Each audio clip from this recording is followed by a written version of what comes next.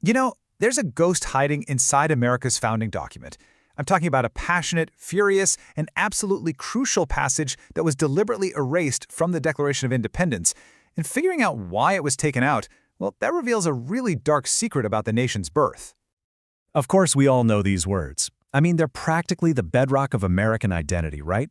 A promise of universal liberty that's inspired people for, what, almost 2.5 centuries now.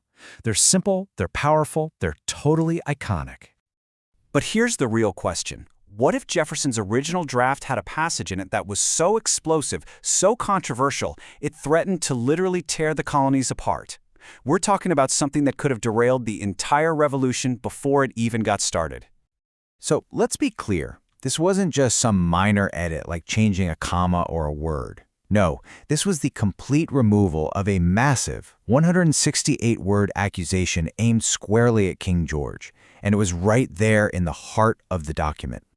Yeah, 168 words. To put that in perspective for you, that's actually longer than the entire iconic preamble we all know by heart. So this wasn't just some throwaway line, it was a substantial, totally deliberate part of Jefferson's original case against the king. Okay, so what did it actually say?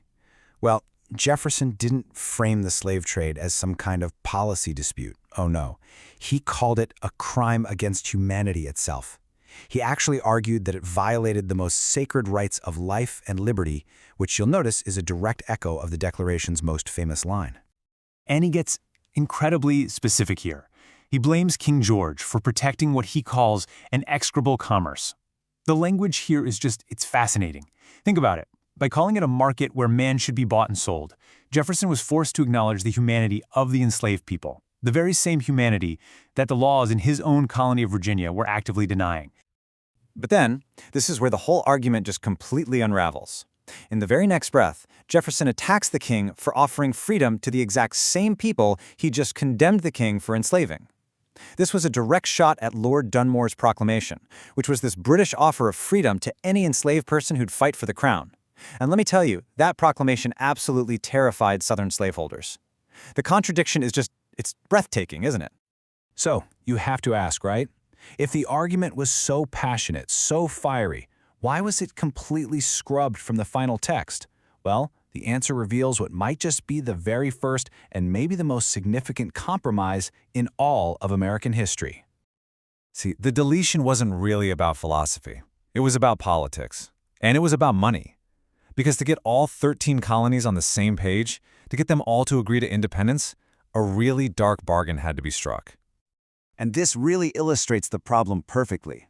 You see, slavery wasn't just a Southern thing. Not at all. The entire colonial economy was deeply tangled up in it. You had New England merchants building their fortunes on the slave trade. You had Northern farms shipping food down to the brutal sugar plantations in the West Indies. The bottom line is, an attack on slavery was an attack on everyone's bottom line. And Jefferson himself basically admitted it. He said the opposition didn't just come from the South. The condemnation of the slave trade made the Northern delegates really, really uncomfortable. Why? Because their ports and their ships were, as he put it, pretty considerable carriers of enslaved people. Their complicity, their involvement, it pretty much guaranteed they'd stay silent. And then, of course, there was that fatal logical flaw we talked about. I mean, you just can't argue that a group of people have a sacred right to liberty in one sentence, and then in the very next sentence, condemn the king for offering them that exact same liberty. It just doesn't work. The delegates in Philadelphia, they had to choose which complaint mattered more. And for a room full of slaveholders, well, the choice was pretty obvious. And that's what historians call the dark bargain. The Continental Congress made a very deliberate, conscious choice.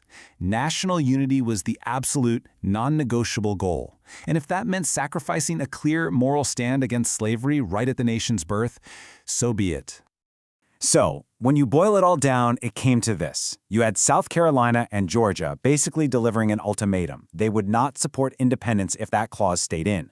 Then you had the Northern delegates, with their own money on the line, who weren't about to push back. And for the Congress as a whole, a unified revolution was way more important than a morally consistent one. The clause, it was doomed from the start. And this decision, it wasn't just a quick fix for a political problem. No, it was an act of deliberate avoidance that would cast a long, dark shadow over the new nation for the next 100 years. I mean, you can trace a direct line from this one moment. That silence in 1776, it led directly to compromises that protected slavery in the Constitution itself. When the international slave trade ended in 1808, it just sparked a massive, horrific domestic slave trade. And the precedent of just kicking the can down the road, it all culminated in the gag rule, which was a rule in Congress that made it literally illegal to even talk about slavery. And you better believe the hypocrisy was obvious to the rest of the world. Right away, British critics like Samuel Johnson, they just jumped all over it, mocking the American colonists for screaming about freedom while holding nearly 500,000 people in chains. But this is where the story takes a really paradoxical turn. Because, while deleting that clause absolutely protected slavery in the short term, the powerful words that stayed in the Declaration, well, they became the single most powerful weapon to eventually destroy it. You had abolitionists like the great Frederick Douglass, who took those words, all men are created equal, and basically held them up like a mirror to the nation. In his famous speech, he wasn't rejecting the Declaration's ideals. Not at all. He was demanding that America finally live up to them. He was exposing what he called the sacrilegious irony of it all.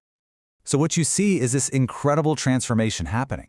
A document that was intentionally compromised to protect slavery gets reappropriated, and it's turned into an engine for liberation. Activists use the founders' own words against the system to hold the nation to a higher standard. They recast the Declaration not as a statement of what America was, but as a promise of what it was supposed to become. So, this all leaves us with a pretty difficult legacy, doesn't it? The story of this deleted clause shows that America was, in a way, born from a dark bargain. It secured its own independence by silencing its own conscience. And I think understanding that original compromise is really the key to understanding the complex and often contradictory story of American liberty itself.